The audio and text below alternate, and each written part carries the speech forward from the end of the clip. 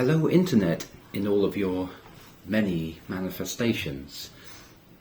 Maybe not the dark internet, but the normal kind. Hello to you. The beer we will be trying today is a relatively local beer because I'm in Suffolk, but this beer is from the next door county, my home county, my birth county of Norfolk, and it's called Granny Wouldn't Like It, and it's by Brewery. And let's read a description of it. It's described as being a dark, red and rich beer. It is 4.8%.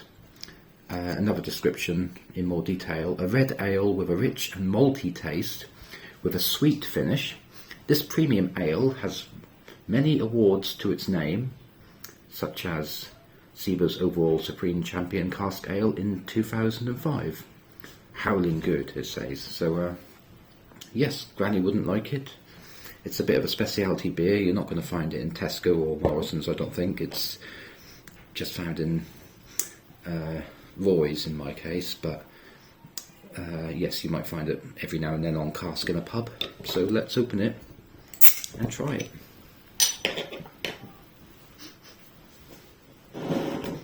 It's very malty, I can smell that straight away.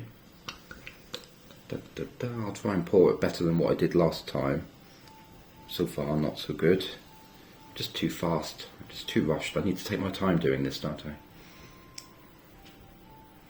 Let it catch up for a moment. But yes, it was £2.50, so it's a bit more expensive than your average everyday ale because it's bespoke.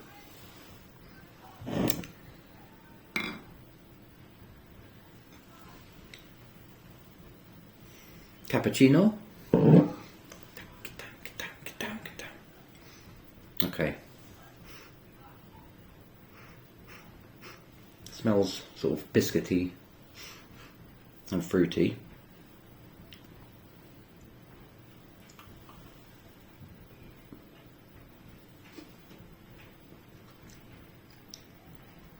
Very ripe fruit, like ripe red fruit, like cherries and plums, mostly cherries.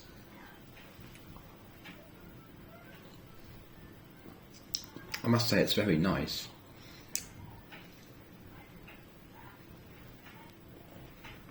I really like the character. It has a sort of light hoppiness there as well. I might have found a new favourite. I won't be buying too many because they're too expensive for me, but as a special treat, definitely. Might I say, cheers and enjoy your weekend wherever you might be. Goodbye.